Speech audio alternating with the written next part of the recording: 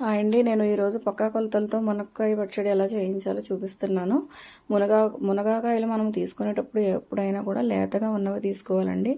ముదురుగా ఉన్నది తీసుకోకూడదు. దీంట్లో గుజ్జు ఉండాలి. ఇవి శుభ్రంగా కడిగేసి ముందు ఆరబెట్టాక పీచు తీసేసి ఇగోండి ఒక కప్పు వచ్చింది నాకు. శుభ్రంగా ఆరబెట్టిన తర్వాత అదే కప్పుతో నేను ఇగోండి నార తీసేసి పావు కప్పు చింతపండు గింజలు లేకుండా వేడి నీళ్ళలో నానబెట్టానండి. నానబెట్టాక ఇక్కడ చల్లారిన తర్వాత మిక్సీలో వేసుకుంటున్నాను. ఇది స్ట్రైనర్లో తీసేసి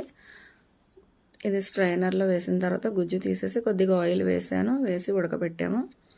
అలాగే ఇక్కడ ఒక కప్పున్నర పల్లి నూనె కానీ నువ్వుపప్పు నూనె కానీ తీసుకొని ఆ నూనె బాగా మరిగిన తర్వాత, అంటే ఎక్కువగా మరగకూడదండి, బాగా వేడైన తర్వాత ఈ మునక్కాయ ముక్కలు ఉన్నాయి కదా కొద్దిగా లైట్గా వేపుకోవాలండి. ఎక్కువగా రోస్ట్ చేసి వేపకూడదు, కలర్ మారకూడదు.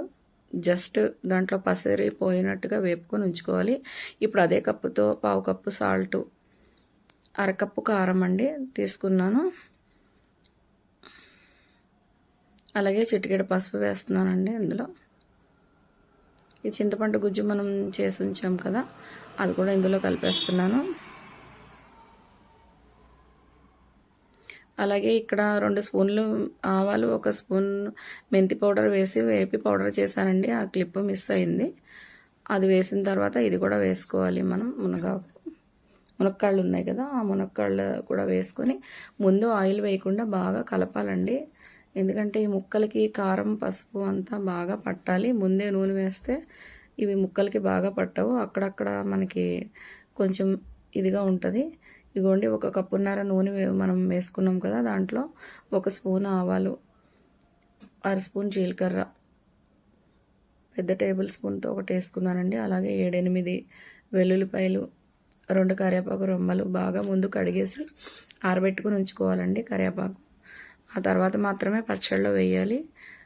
పచ్చిగా అప్పుడే కడిగి వేస్తే మాత్రం పచ్చడి పాడైపోతుందండి. ఏది కూడా తడి తగలకుండా ఉంటేనే పచ్చడి మనకి నిల్వ ఉంటుంది, రుచి కూడా బాగుంటుంది. మామూలు నూనెలో కూడా వేసుకోవచ్చు. వెల్లుల్లిపాయ ఒకటండి బాగా పొట్టు తీసేసి ఉంచానండి, అది కూడా దీంట్లో కలిపేస్తున్నాను. ఇది బాగా కలిపిన తర్వాత నూనె మాత్రం మనం చేసింది చల్లారాలండి. చల్లారిన తర్వాత మాత్రమే వేయండి. వేడి నూనెలో మనం వేస్తే పచ్చడి మాత్రం పాడైపోతుంది. అందుకోండి ఇప్పుడు నాకు బాగా చల్లారిపోయింది. ఈ మొత్తం ఆయిల్ కొద్దిగా వేసుకొని కలుపుకుంటున్నాను. ఒకసారి వేసేస్తే బాగా కలవదండి. కొద్దిగా వేసుకొని కలుపుతూ ఉండాలి. అప్పుడే లోపల వరకు ముక్కలకి బాగా పడుతుంది. 3 రోజుల తర్వాత చూడండి, నేను ఇది స్టోర్ చేశాను. 3 రోజుల తర్వాత చూపిస్తున్నాను. ట్రై చేసి ఎలా వచ్చిందో పచ్చడి చెప్పండి.